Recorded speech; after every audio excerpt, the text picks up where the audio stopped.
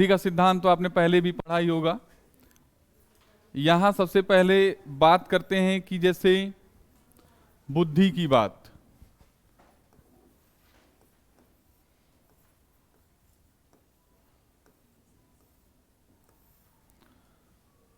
तो पहली बात तो यहां पर यह है कि अभी तक इस बुद्धि को किसी भी मनोवैज्ञानिक के द्वारा परिभाषित नहीं किया जा सका है। मतलब बुद्धि की वास्तविक परिभाषा किसी ने भी नहीं दिया। बुद्धि को किसी ने कार्य करने की क्षमता बताया, किसी ने कार्य करने की योग्यता बताया, किसी ने कुछ बताया, किसी ने कुछ बताया। हाँ, वो अलग बात है कि अब यहाँ पे जिसने भी जो भी बताया होगा उसके अनुसार हम लोगों को पढ़ना होता है और उस प्रश्न का उत्तर देना होता है। तो पहला प्रश्न हमारा ये बनता है कि इस बुद्धि की जो शुरुआत कहाँ से होती है। जैसे बुद्धि के सिद्धांत देने वाले बहुत सारे मनोवैज्ञानिक हैं, जिन मनोवैज्ञानिकों में बीने, साइमन, स्पीयरमैन, बहुत सारे मनोवैज्ञानिकों का नाम आता है। तो पहला प्रश्न तो हमारा ये बनता है कि क्या सभी मनोवैज्ञानिक जो थे, जो सिद्धांत दिए हुए थे, उनका संबंध क्या एक ही सिद्धांत पर आधारित है। यहां एक ही सिद्धांत से तात्पर्य यह हुआ कि जैसे आप अधिगम का सिद्धांत शुरू करते हैं, तो अधिगम का सिद्धांत शुरू करते हैं तो आप पावलोव को पढ़ते हैं, स्किनर को पढ़ते हैं, थार्नडाइक को पढ़ते हैं। इस तरह से पढ़ते हुए जाते हैं, कहते हैं कि इन्होंने अधिगम के क्षेत्र में प्रयोग किया था जीव जंतुओं पे, जहां से उठा के हम बच्चों को कैसे सीखने में मदद मिलती है, इस बात की व्याख्या करते हैं। तो बुद्धि, उसी तरह से बुद्धि का जो प्रारंभ हुआ, वो प्रारंभिक काल भी हमारा जो है दो भागों में डिवाइड था। प्रारंभिक काल बुद्धि का जो था वो दो भागों में डिवाइड था। दो भागों में डिवाइड का मतलब ये होता है कि बुद्धि के बारे में बताने वाले जो मनोवैज्ञानिक थे वो दो भागों में बटे हुए थे। ये बात हो रही है आपके 1800 के आसपास की बात। इसका प्रारंभ मनोविज्ञान में 1800 के आसपास हुआ था आपका, ठीक है भाई। 1800 के आसपास जब हुआ इसका प्रारंभ, तो इसको दो भागों में बांटा गया। पहला भाग हमारा था क्लासिकल।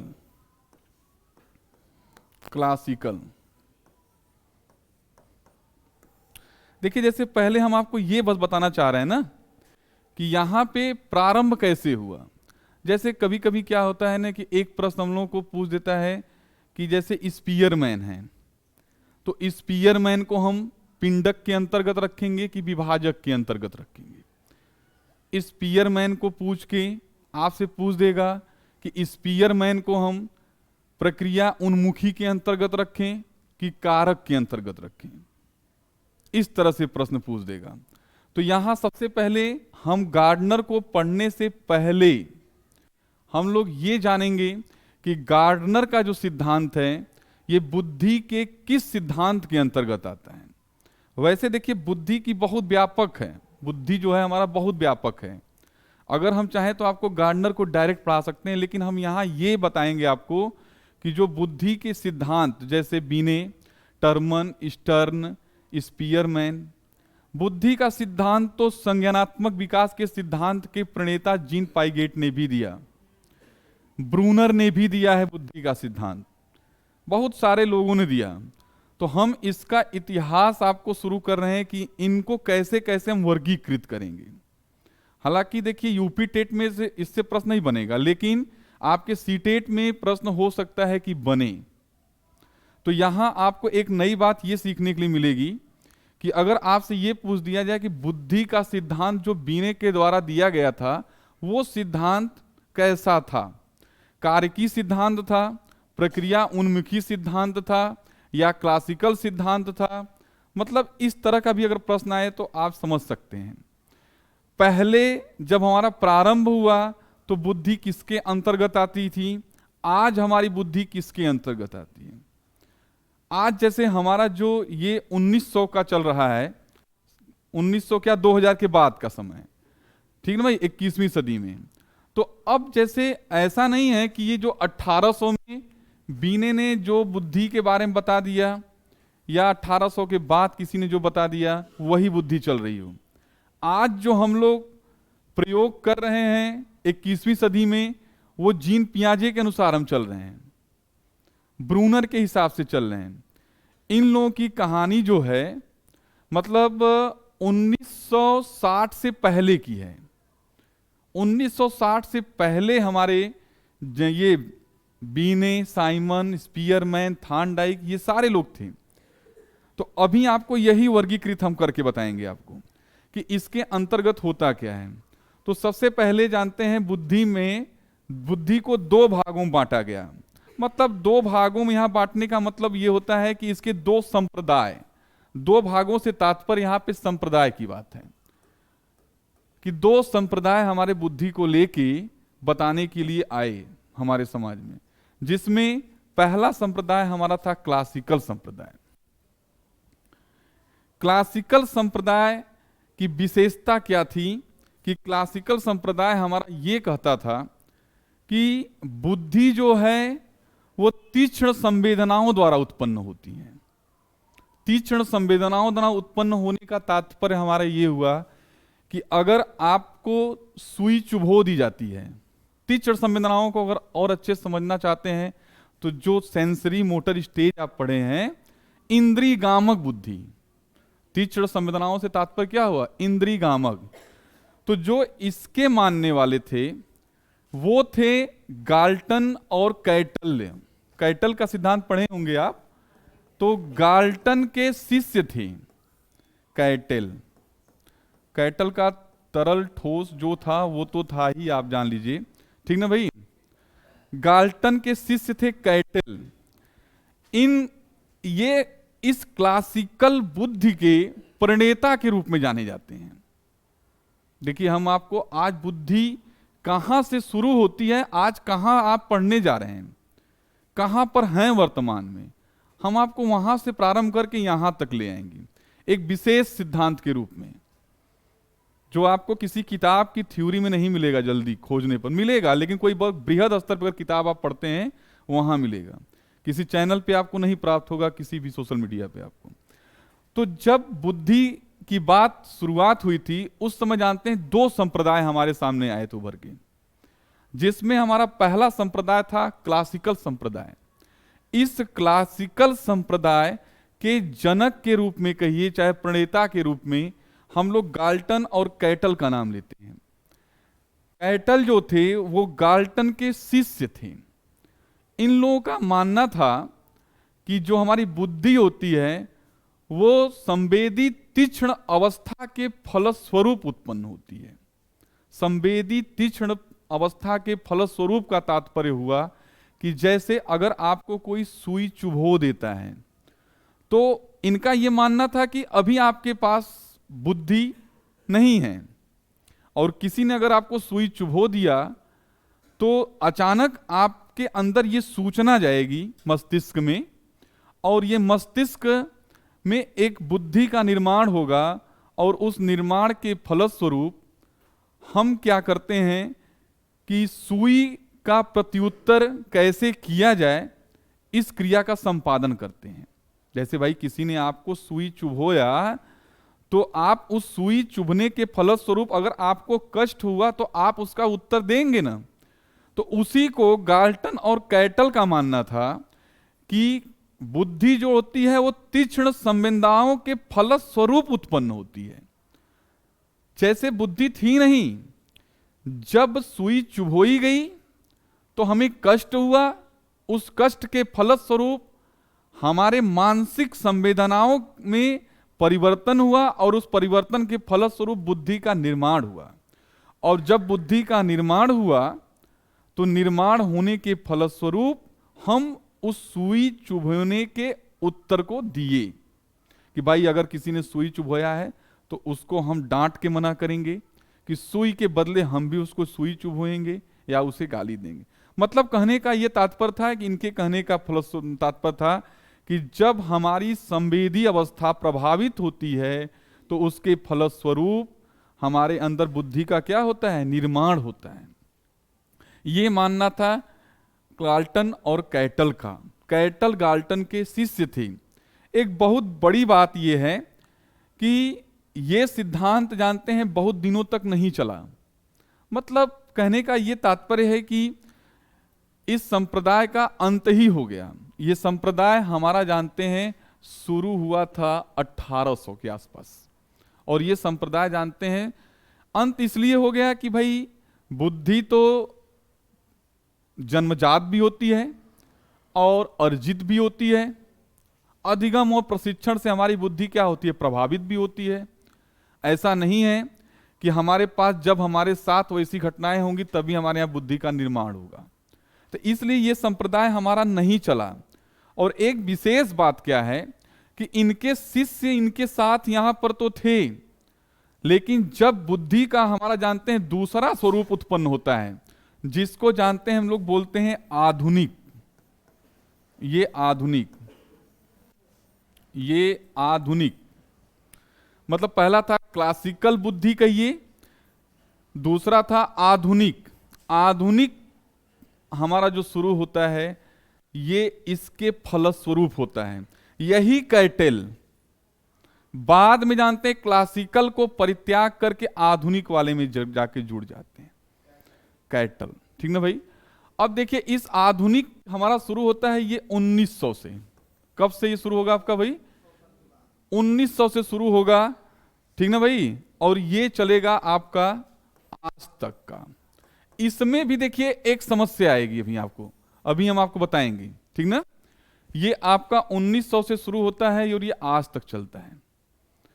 अब ये जो हमारा आधुनिक के अंतर्गत जो भी पढ़ते हैं आज आप, चाहे वो बीने को पढ़िए, टर्मन को पढ़िए, स्टन को पढ़िए, पाइगेट को पढ़िए, जितने लोग को पढ़ते हैं आप, ये जानते हैं 1900 के बाद का है आपका। ठीक है। हालांकि इसमें भी वर्गीकरण है। वर्गीकरण कैसे है ये देखिए। अब ये आधुनिक जो बुद्धि का यहां पे जानते हैं आविष्कार हुआ या कार्य योजना प्रारंभ हुई, ये कार्य योजना जानते हैं आपके दो भागों में बट गई। ये कार्य योजना आपके दो भागों में बट गई। पहली जो कार्य योजना थी हमारी, वो कार्य योजना थी कारकीय बुद्धि, और दूसरी योजना थी हमारी जो, उसे हम लोग बोलते हैं प्रक्रिया उन्मुखी बुद्धि। देखिए बुद्धि का सिद्धांत तो आप थोड़ा पढ़े ही होंगे, लेकिन थोड़ा सा आज हम आपको इसका व्यापक, गार्डनर पे हम चाहते तो आपको ले चल के समझा देते, लेकिन ये सीटेट का प्रश्न है दरअसल, इसलिए आपको थोड़ा विस्तृत पढ़ना पड़ेगा। कारकीय बुद्धि जो हमारी है, ये कारकीय बुद्धि, ठीक ना।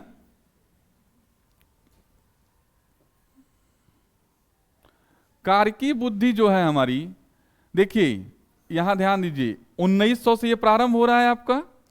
ये 1900 से शुरू होकर 1960 तक चली। ध्यान दीजिएगा। दरअसल 1900 के बाद आज तक आधुनिक बुद्धि का ही प्रचलन रहा हमारे समाज में।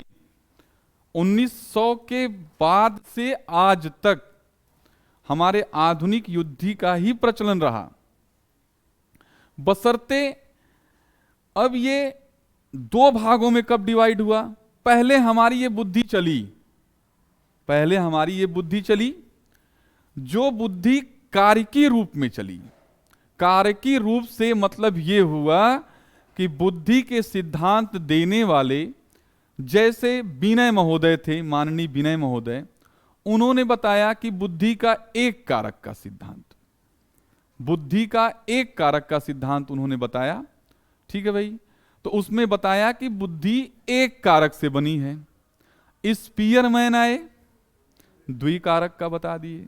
स्पीयरमैन आए द्विकारक का, कोई आया तीन कारक का, थार्नडाइक आए बहुकारक का सिद्धांत बताए। लेकिन हुआ क्या, आगे जाके संज्ञानात्मक विकास का सिद्धांत देने वाले जो हमारे महान मनोवैज्ञानिक थे, जीन पाइगेट, ब्रूनर, और 2-3 मनोवैज्ञानिक थे जिनका नाम ज्यादा आता है। वो मनोवैज्ञानिक संज्ञानात्मक विकास के सिद्धांत को दे के खाली हो चुके थे। संज्ञानात्मक विकास के सिद्धांत को देकर वो स्वतंत्र हो चुके थे।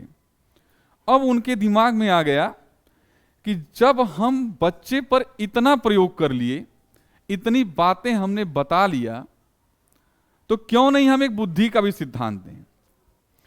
ऐसा उनके दिमाग में विचार क्यों आया?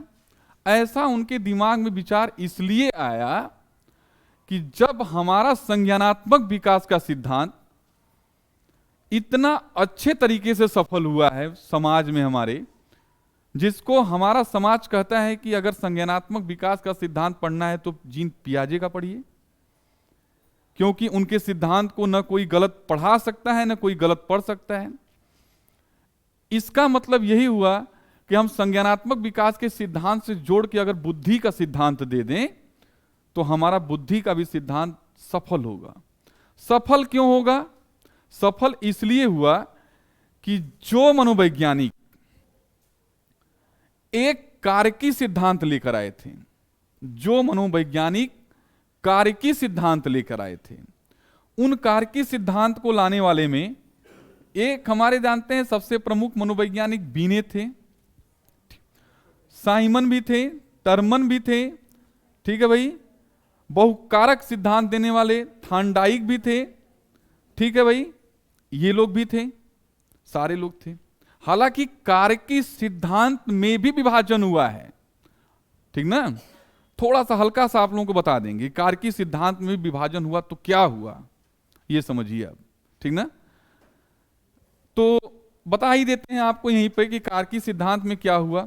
कारकी सिद्धांत में ये हुआ कि जो लोग कारकी सिद्धांत दिए, इन कारकी सिद्धांत देने वालों में भी कुछ ऐसे कारकी सिद्धांत दे दिए जो कि मतलब कारक होने के साथ साथ कुछ और भी बता रहे थे, कारक होने के साथ साथ कुछ और भी बता रहे थे।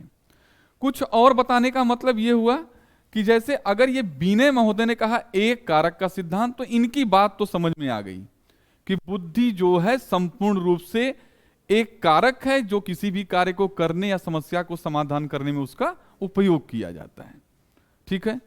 लेकिन इन्हीं के साथ दूसरे नंबर पे हमारे आ गए स्पीयरमैन। कौन आ गया भाई? स्पीयरमैन। तो स्पीयरमैन जब आए तो इन्होंने कह दिया कि द्विकारक, स्पीयरमैन का जो सिद्धांत था एक प्रकार से द्विकारक सिद्धांत था, जिसके अंतर्गत इन्होंने दो बातें बता दिया। कारक तो बताया, लेकिन इन्होंने द्विकारक का सिद्धांत बता दिया स्पीयरमैन ने, जिसमें उन्होंने एक फैक्टर जी उठाया, दूसरा फैक्टर यस को उठाया। बस जी फैक्टर में उन्होंने कहा कि बुद्धि जो होती है एक बालक विशेष के अंतर्गत जन्मजात होती है। जी का मतलब जेनेटिक्स से लिया उन्होंने, मतलब कम शब्दों में बता रहे हैं, जी का अर्थ बहुत बड़ा है लेकिन हम आपको बहुत कम शब्दों में बता रहे हैं। जी का मतलब थोड़ा समझाने, जी का मतलब जेनेटिक, और यस का मतलब होता है स्पेसिफिक, अर्थात ऐसी बुद्धि जो हम अर्जित करते हो। मतलब दो प्रकार की बुद्धि को उन्होंने दिया, जिसमें बताया कि एक तो बुद्धि हमारी ऐसी होगी जो कि जन्मजात है, जो कि हम जानते हैं जन्म के समय हमें जानते हैं आनुवांशिक गुणों के हस्तांतरण के फलस्वरूप प्राप्त होता है, माँ बाप के हिसाब से, परिवार के हिसाब से हमें वो बुद्धि प्राप्त होती है। और दूसरी बुद्धि हमारी ऐसी मिलती है जो अधिगम और प्रशिक्षण के फलस्वरूप हमारे अंदर प्रभावित होता है, जिसमें अधिगम भी होता है और प्रशिक्षण जब मिलता है तो हमारी बुद्धि का होता है विकास। अब यहां पे जानते हैं एक समस्या उत्पन्न हो गई। अब ये थोड़ा सा कारकी सिद्धांत से ये डिफरेंट हो गया, कारकी सिद्धांत से डिफरेंट हो गया। तो अब हुआ क्या कि इन्होंने बहुत विस्तृत व्याख्या है, बस थोड़ा सा हम आपको बता के यहां से निकल जाएंगे क्योंकि इसमें दो चीजें आपको और बतानी है। अब इन्होंने इसका उपयोग कुछ बताया।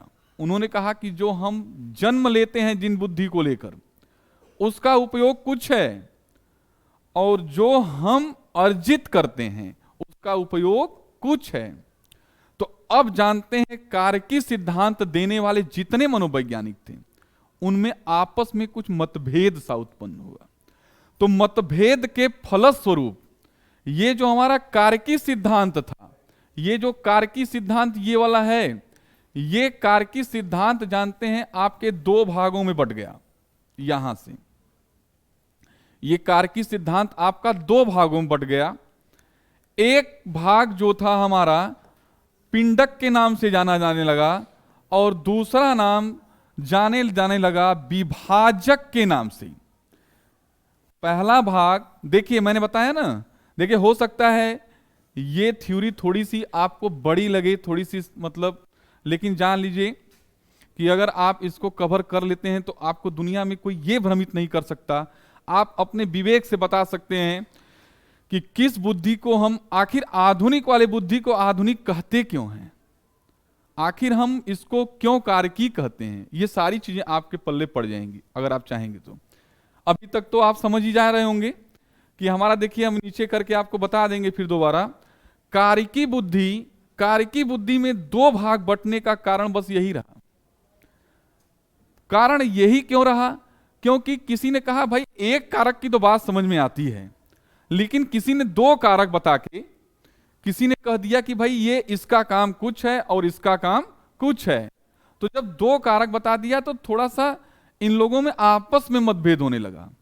कुछ दिनों के बाद थांडाइक आए, थांडाइक ने कह दिया बहुकारक, थांडाइक ने कह दिया बहुकारक। पिंडक और विभाजक में बंटने का सबसे बड़ा कारण थे खुद वो मनोवैज्ञानिक जो अपने कारकी सिद्धांत में अलग अलग परिभाषा दे दिए। यही कारण रहा कि पिंडक और विभाजक में बंटने लगे। ठीक है भाई। तो अब थांडाइक आए तो उन्होंने कहा कि भाई बहुत सारे कारक होते हैं हमारे बुद्धि में। ठीक, उन्होंने कहा कि जैसे मान लीजिए आपका ये बुद्धि है और इस बुद्धि में बहुत सारे कारक हैं। अब जैसे किसी बच्चे को आपने 2 गुणे 2 दे दिया तो इसमें से 2 ठो कारक मान लीजिए ये दोनों मिलके जाएंगे गुणा कर देंगे, ये दोनों जाएंगे मिलकर क्या कर देंगे, गुणा। उन्होंने कहा, थांडाइक ने कहा कि जैसा कार्य आएगा, वही बात किसकी, स्पीयरमैन की बात, थोड़ा सा अलग शब्दों में। थांडाइक ने कहा कि जैसा कार्य आएगा, गुणा वाला कारक है इसमें, जाएगा इसमें से निकलकर गुणा कर देगा। थांडाइक ने कहा इसी में हिंदी पढ़ने वाला कारक है, इसी में गणित लगाने वाला कारक है, मतलब बहुत सारे कारक। बहुकारक का मतलब क्या हो गया, बहुत सारे कारक हैं इसमें, जिसकी जो जरूरत पड़ेगी वो जाके वो अपने काम को करेगा और फिर अपने जगह पे आके सेट हो जाएगा। तो इनके पिंडक और विभाजक में बंटने का कारण यही रहा कि पिंडक के अंतर्गत, देखिए इधर ध्यान से, पिंडक के अंतर्गत हम ऐसे मनोवैज्ञानिकों को रख लिए जो कि उन्होंने पिंड का मतलब ठोस, पिंड का मतलब ठोस, हम इसके अंतर्गत ऐसे मनोवैज्ञानिकों को रख लिए जिन्होंने एकदम दे दिया, कह दिया कि नहीं भाई यही बात है, ये ले लीजिए और काम कर लीजिए, सीधा सीधा आप समझिए। जैसे स्पीयरमैन, उन्होंने केवल 2 बातें बताई, कहा इसका काम ये, इसका काम ये, कहा इसका काम ये और इसका काम ये। पिंडक के सबसे बड़े प्रणेता के रूप में स्पीयरमैन का नाम आता है। अगर देखिए इसमें एक एक चीज, स्पीयरमैन, एक बात ध्यान रखिएगा आप लोग, जो यहां हमने आपको बताया इधर की तरफ, क्लासिकल वाले में तीक्ष्ण संवेदी बुद्धि के जनक के रूप में भी गाल्टन और कैटल का नाम याद रखना है हमें। अगर प्रश्न आ जाए तीक्ष्ण संवेदी बुद्धि के जनक कौन है, साथ ही में बुद्धि का प्रारंभ, साथ ही में प्रथम बार, सर्वप्रथम पहली बार बुद्धि पे काम करने वाले ये जो है गाल्टन और कैटल बीने से भी पहले हैं। शायद ये आप लोग नहीं जानते रहे होंगे, ये बीने से भी पहले हैं। बस अंतर यही रहा कि बीने के बुद्धि का सिद्धांत आगे बढ़ा, लेकिन इनका सिद्धांत सफल नहीं हुआ, इसलिए इनका सिद्धांत संकुचित रह गया। लेकिन सर्वप्रथम अगर बुद्धि की बात किया जाए, जो बुद्धि हमारी प्रारंभ होती है, आधुनिक तो बाद में आया भाई। मैंने कहा ना कि आधुनिक कब आया है, देख लीजिए आपके सामने है। आधुनिक तो बाद में आया, पहले गाल्टन और आए पहले कैटल। गाल्टन जो थे कैटल के शिष्य थे। इन दोनों लोगों ने मूल के क्लासिकल बुद्धि का प्रचलन किया था। ठीक है भाई। तो अगर आपसे यहां ध्यान रखें कि संवेदी तीक्ष्ण बुद्धि के जनक के रूप में प्रथम दृष्टतया गाल्टन और कैटल का नाम आता है। ठीक है भाई। इसके बाद आगे क्या है हमारा, ये कार्की सिद्धांत में पिंडक और विभाजक दो श्रेणी में हमारे बटे। पिंडक के अंतर्गत उन्हीं को हम रखते हैं जो कि फिक्स होते हैं एकदम, मतलब जो कि एकदम जिन मनोवैज्ञानिकों ने बता दिया कि भाई ये चीज है और ये जाके इस तरह की समस्या आती है तो ये काम कर जाएगा, जिसमें निश्चित समस्याओं के प्रति चिंतन करने की योग्यता होती है, सोचने की योग्यता होती है, समस्या हल करने की योग्यता होती है। ऐसे मनोवैज्ञानिकों को, बुद्धि से संबंधित मनोवैज्ञानिकों को पिंडक के अंतर्गत रखा गया। अब प्रश्न आ जाए कि पिंडक के अग्रणी प्रणेता के रूप में, अग्रणी प्रणेता के रूप में स्पीयरमैन का नाम आता है पिंडक के अंतर्गत। अब इसके बाद देखिए दूसरा वाला हमारा यहां से आता है विभाजक। दूसरा वाला हमारा आता है विभाजक। इस विभाजक की क्या विशेषता होती है? विभाजक के अंतर्गत ऐसे मनोबुद्धि के मनोवैज्ञानिकों को रखा गया जिन्होंने बुद्धि को लेकर किसी निश्चित संख्या पे नहीं पहुंच पाए हो। किसी निश्चित संख्या से अभिप्राय यह हुआ कि जैसे थार्नडाइक को ले लीजिए आप। थार्नडाइक ने क्या किया? बहुकारक बताया, उन्होंने बहुकारक बताया। गार्डनर को ले लीजिए आप। गार्डनर, ये गार्डनर महोदय हैं, है ना भाई? हाँ, विभाजक में आएंगे। क्यों आएंगे इसको हम बता रहे हैं अभी, बहुत परेशान मत होइए, देखिए ध्यान से, इसको समझिए थोड़ा सा। गार्डनर का नाम आता है विभाजक के अंतर्गत। हम जो गार्डनर को पढ़ने जा रहे हैं ये विभाजक के अंतर्गत आएंगे। विभाजक के अंतर्गत हम इसलिए इनको रखते हैं कि जब सर्वप्रथम गार्डनर महोदय ने बुद्धि का प्रयोग शुरू किया था तो यही गार्डनर हैं जिनकी शुरुआत हुई थी आपके 1983 में। इन्होंने, ये गार्डनर, अभी यहां से आपका एक बात और क्लियर हो जाएगा कि विभाजक के अंतर्गत गार्डनर को हमने रखा क्यों। विभाजक के अंतर्गत गार्डनर को हमने रखा क्यों? तो ये जो गार्डनर महोदय हैं हमारे, हार्वर्ड गार्डनर इनका पूरा नाम था।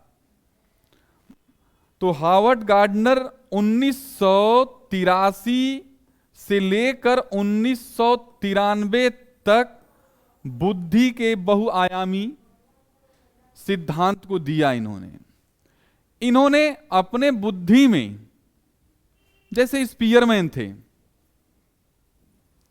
स्पीयरमैन ने अपने बुद्धि में बताया द्विकारक का सिद्धांत, लेकिन गार्डनर ने अपने बुद्धि में यह नहीं बताया कि 7 कारक का सिद्धांत या 10 कारक का सिद्धांत।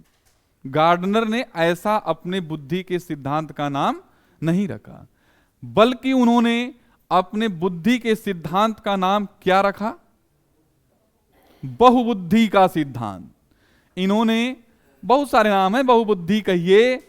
देखिए, अगर आप एक नाम दे दिया गया थार्नडाइक को बहुकारक का सिद्धांत, अगर आप इनके लिए प्रयोग करते हैं तो कारक हटा के बहु के साथ कुछ भी प्रयोग कर दीजिए, कोई फर्क नहीं पड़ता है। तो गार्डनर महोदय ने 1983 से लेके 1993 तक बुद्धि पे काम किया और काम के फलस्वरूप इन्होंने अपने सिद्धांत में 7 प्रकार की बुद्धि की व्याख्या किया। सर्वप्रथम 7 प्रकार की बुद्धि की बात किया इन्होंने। 7 प्रकार की बुद्धि इनकी थी, जो गार्डनर थी। तो जब इनकी बुद्धि में 7 प्रकार की बुद्धि की बात हुई, तो इस 7 प्रकार की बुद्धि का अगर इन्होंने 10 साल में पता लगा लिया या 10 दिन में पता लगा लिया, तो इनको कहना चाहिए ना कि मेरे बुद्धि के सिद्धांत का नाम होगा 7 तरह की बुद्धि का सिद्धांत। लेकिन इन्होंने 7 तरह की बुद्धि का सिद्धांत अपने सिद्धांत को नाम नहीं दिया। क्यों नहीं दिया? क्योंकि इनको पता था, इनको पता था या इनकी अपनी सोच थी कि हम इसे संख्या में बांट नहीं सकते,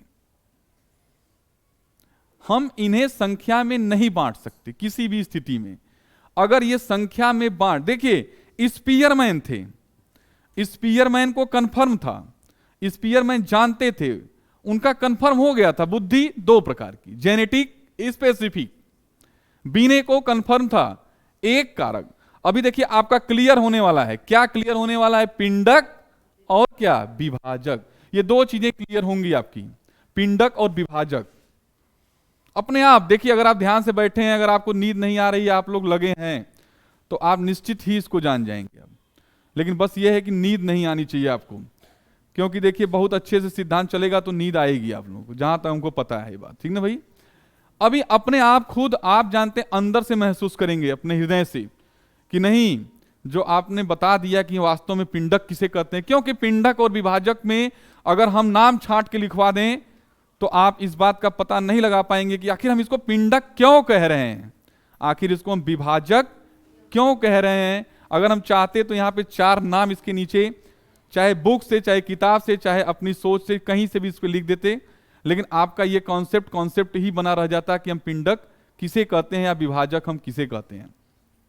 ठीक है, तो ये 7 प्रकार की बुद्धि की खोज किए, पर फिर भी भाई स्पीयरमैन ने 2 प्रकार की बुद्धि का खोज किया, बीने ने 1 प्रकार, मतलब 1 प्रकार से तात्पर्य 1 कारक, 2 कारक। किसी ने त्रितंत्र का भी सिद्धांत दिया तो उन्होंने 3 बताया, ठीक है भाई। लेकिन 7 प्रकार की बुद्धि खोजने के बाद भी हावर्ड गार्डनर महोदय ने अपने बुद्धि के नाम को 7 तरह की बुद्धि का सिद्धांत नहीं दिया। अगर ये चाहते तो कह देते मेरे बुद्धि का, बहुबुद्धि का सिद्धांत नाम नहीं रहेगा, बल्कि मेरे बुद्धि का नाम रहेगा 7 प्रकार की बुद्धि का सिद्धांत। ऐसा क्यों उनको लगा? ऐसा उनको इसलिए लगा कि उनको कहीं ना कहीं ये अंदर था कि हम और भी बुद्धि खोज सकते हैं, इसलिए नहीं दिया। और ऐसा ही हुआ, ऐसा ही हुआ। वो कुछ दिनों के बाद, 93 के बाद कुछ दिनों तक विश्राम की अवस्था में थे। विश्राम का तात्पर्य आप जान लीजिए, वैज्ञानिक कभी विश्राम नहीं करते, क्योंकि वो हमेशा कुछ न कुछ खोजते रहते हैं, हमेशा कुछ न कुछ वो खोजते रहेंगे। ये विशेषता होती है मनोवैज्ञानिकों की, ये समझ लीजिए। ये बात फिर जानते हैं, आगे ही वो कुछ दिनों तक काम किए होंगे।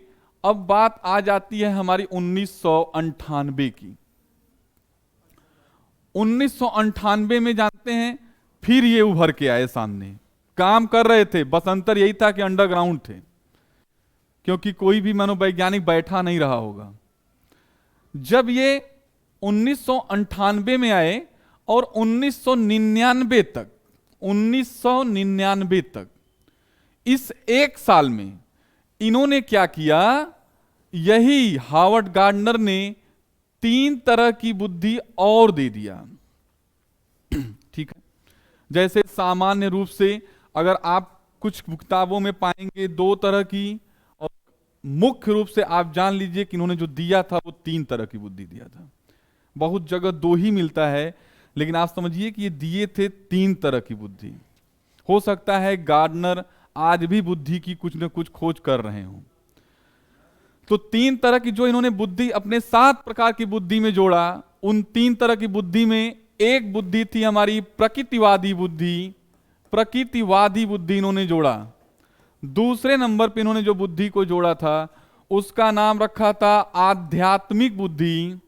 आध्यात्मिक आध्यात्मिक बुद्धि, और तीसरी बुद्धि उन्होंने जोड़ा था अस्तित्ववादी। तीसरी बुद्धि जोड़ा था इन्होंने अस्तित्ववादी, अस्तित्ववादी बुद्धि। अब 2 और 3 सुनिए ध्यान से थोड़ा सा। 2 और 3 कहने का तात्पर्य बस यहीं से हो जाता है। हुआ क्या कि कुछ लोग क्या करते हैं कि आध्यात्मिक और अस्तित्ववादी बुद्धि को दोनों को एक में जोड़ के बता देते हैं, ठीक।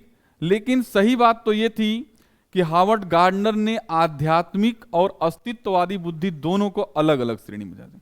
इस तरह से 7 प्रकार की बुद्धि उनकी ये वाली और प्लस ये 3 और जुड़ जाती है, तो हावर्ड गार्डनर की जानते हैं 10 प्रकार की बुद्धि का विवेचना किया। उन्होंने 10 बुद्धि की बात किया। अभी इनके हम लोगों के पास 22 साल 23 साल हो गया, अभी और बुद्धि का पता नहीं चला, तो ये मालूम होता है कि अब इनका सिद्धांत धीरे धीरे अपने चरम सीमा पे पहुंच चुका है। वो इतने को ही बताना चाहते थे, ठीक ना। अब उनके इस तरह की सूचना का कोई हमारे पास साक्ष्य तो नहीं है, भगवान करें कि वो हों, कुछ और भी बुद्धि बताएं जिससे अगली बार कक्षा को और रोचक बना के पढ़ाने में मजा है कि नहीं भाई। इसीलिए अब देखिए, सुनिए भाई पहले, अब देखिए बात हम कर रहे थे कहां थे, देखिए पिंडक और विभाजक के पास।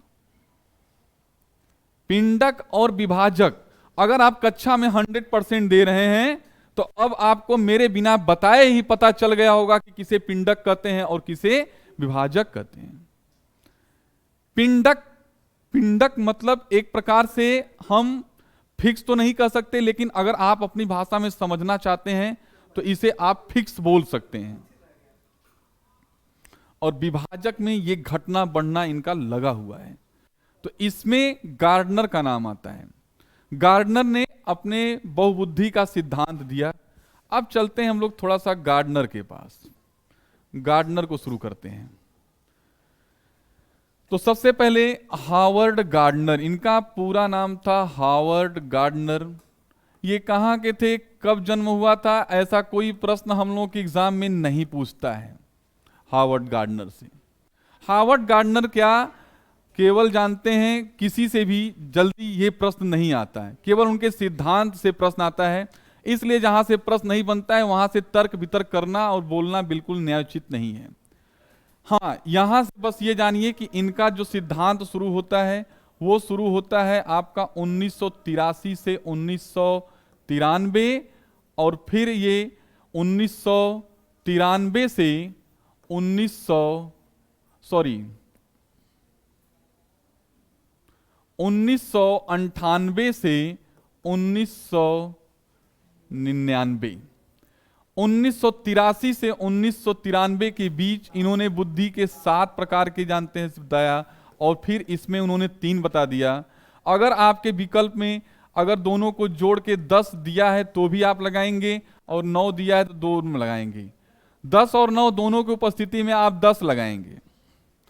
अब देखिए हुआ क्या, इनके इस तरह का सिद्धांत मतलब दिया क्यों।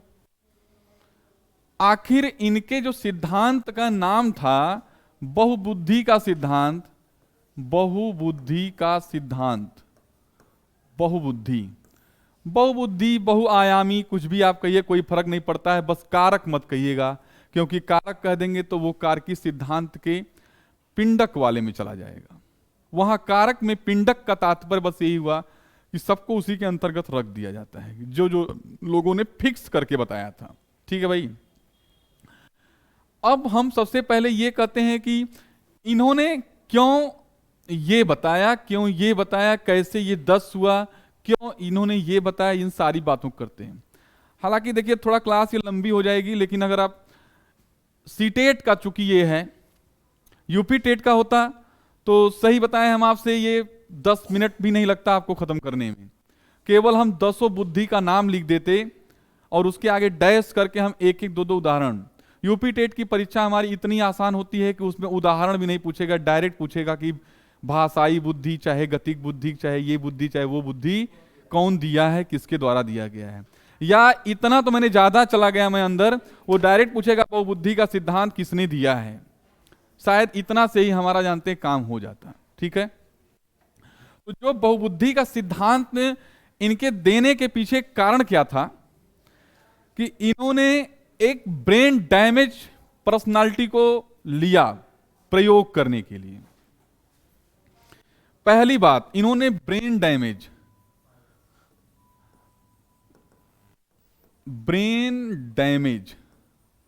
देखिए, अगर यहां ब्रेन डैमेज का तात्पर्य पागल से होता तो डायरेक्ट वो लिखते अपने सिद्धांत में कि मैंने पागल व्यक्ति के ऊपर प्रयोग किया, लेकिन यहां बात है ब्रेन डैमेज की। ब्रेन डैमेज का तात्पर्य यहां एक प्रकार से हम एक्सीडेंटल उठा सकते हैं।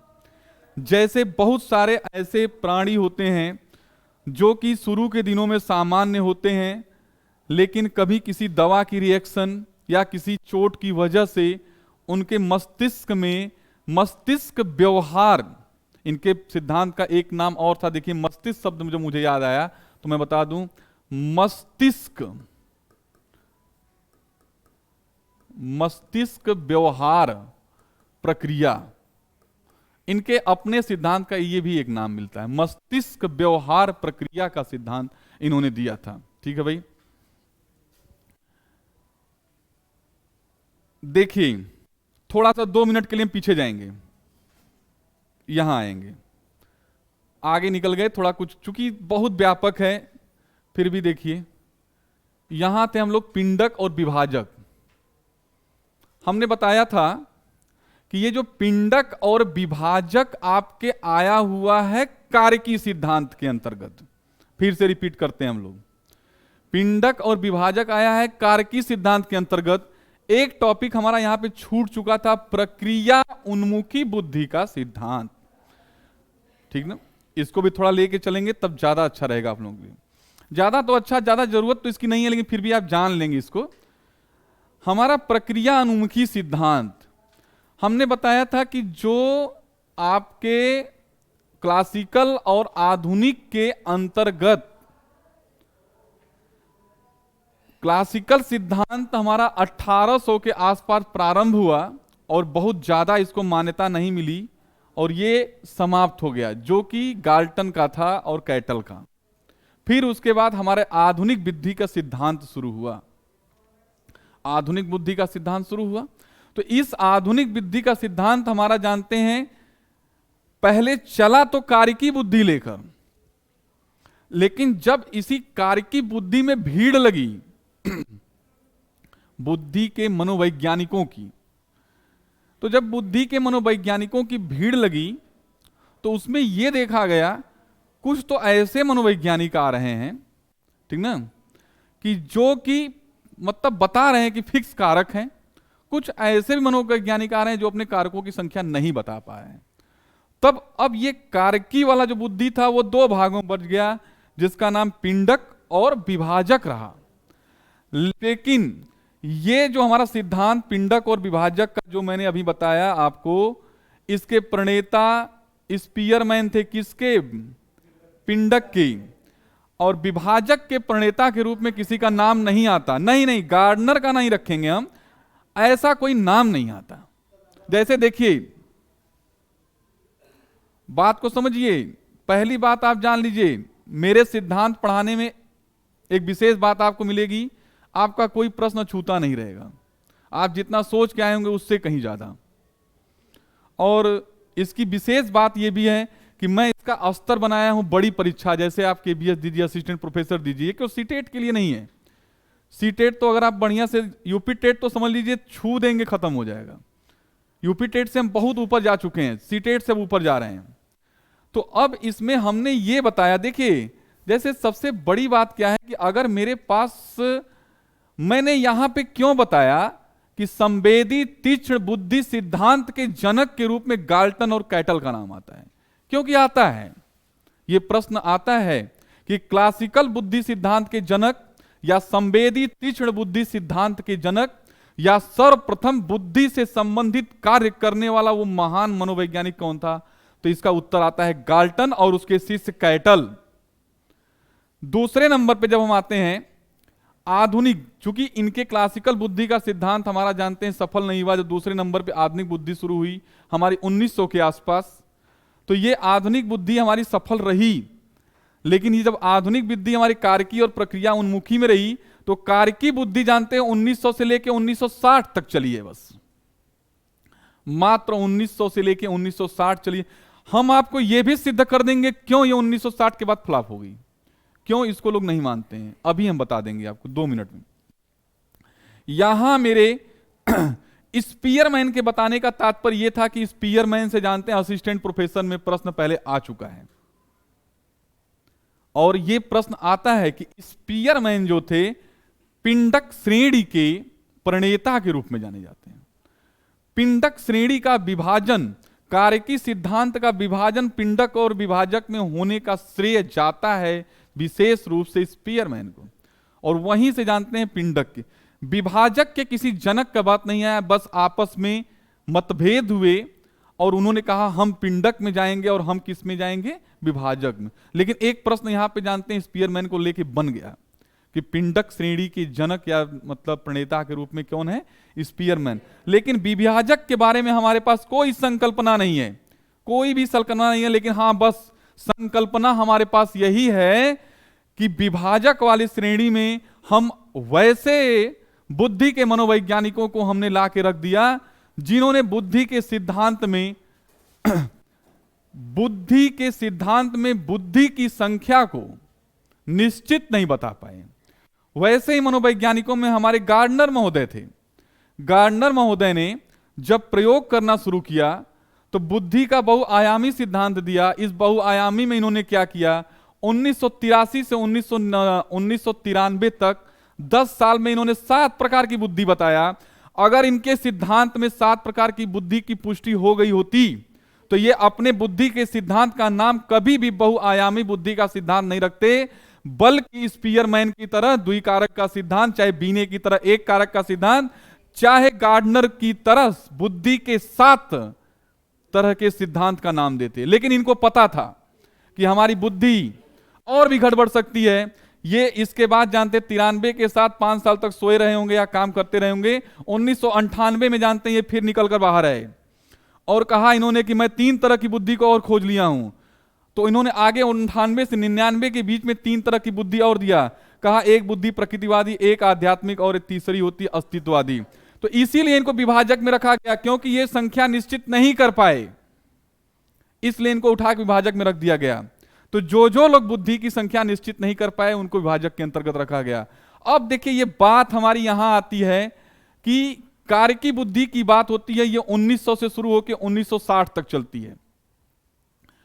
अब हुआ क्या कि जीन पियाजे, कोहलबर्ग और वाइगोत्स्की अपने सिद्धांत की परिभाषा या सिद्धांत की व्याख्या करके खाली हो चुके थे। उनके दिमाग में आया कि अरे भाई, हमारा अगर संज्ञानात्मक विकास का सिद्धांत इतना व्यापक स्तर पे दुनिया में पढ़ाया जा रहा है, लोग बता रहे हैं, मान्यता प्रदान की जाती है, तो क्यों नहीं थोड़ा हम बुद्धि के सिद्धांत में काम कर लेते हैं। तो जब संज्ञानात्मक विकास के सिद्धांत देने वाले जितने मनोवैज्ञानिक थे, जब बुद्धि के सिद्धांत में कूदे तो उनके सिद्धांत को, उनके बुद्धि के सिद्धांत को एक नया नाम दिया गया जिसका नाम रखा गया प्रक्रिया उन्मुखी बुद्धि का सिद्धांत। प्रक्रिया का मतलब, उन्मुखी का मतलब, बुद्धि का मतलब क्या होता है। प्रक्रिया का मतलब यह होता है कि जीन पियाजे ने कहा कि हम जो संज्ञानात्मक विकास का सिद्धांत दिए हैं उस सिद्धांत में मैंने बच्चे के बुद्धि के बारे में तो ही बताया, कुछ और तो नहीं बताया। उसने जब जो प्रक्रियाएं किया, संज्ञानात्मक विकास के सिद्धांत जो भी हैं वो प्रक्रिया उन्मुखी हैं।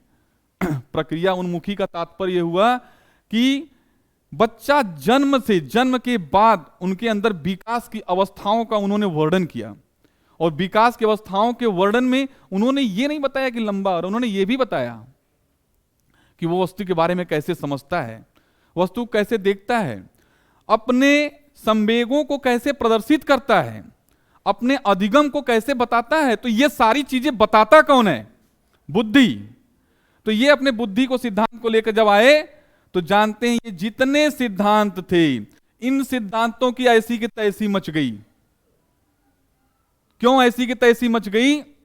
क्योंकि इनके सिद्धांत प्रक्रिया उन्मुखी नहीं थे।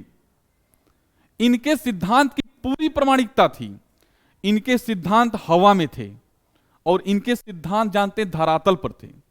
धरातल का मतलब यह हुआ कि एक एक बात जीन पियाजे ने दिखाया, कहा कि बालक के सामने अगर वस्तु दिखा के हटा दिया जाए तो वस्तु की छवि बनी है, यह प्रक्रिया उन्मुखी है। इन्होंने दिखाया, सारी चीजें इन्होंने दिखाया, बताया। वही कारण रहा कि 1960 से प्रक्रिया उन्मुखी बुद्धि का सिद्धांत हमारा प्रारंभ होता है, और ये आज तक जो आपका चल रहा है 2022, इसी के आधार पे जानते हैं हमारा मनोविज्ञान रन करता है, और हमारा मानव समाज या जो भी हमारा विश्व पटल जो भी है वो इसी के आधार पे चलता है। मतलब आज के जो बुद्धि की बात किया जाए वो प्रक्रिया उन्मुखी हम लोग पढ़ते हैं मुख्य रूप से। जितने भी रिसर्च हो रहे हैं, अनुसंधान हो रहे हैं, प्रयोग हो रहे हैं, सारे के सारे इस प्रक्रिया उन्मुखी के ऊपर हो रहे हैं। और क्यों नहीं हो? इसलिए होंगे क्योंकि भाई देखिए, जब इन्होंने स्पष्ट रूप से एक एक बात का प्रमाण दिया है तो निश्चित रूप से ये होंगे ही होंगे। अब हम पहुंचते हैं गार्डनर के पास। गार्डनर के पास यहां आइए। गार्डनर की बात कर रहे थे कि अब गार्डनर के सिद्धांत, गार्डनर विभाजक श्रेणी के अंतर्गत आते हैं। अब गार्डनर के सिद्धांत को हम लोग पढ़ेंगे। तो रोक दीजिए इसको।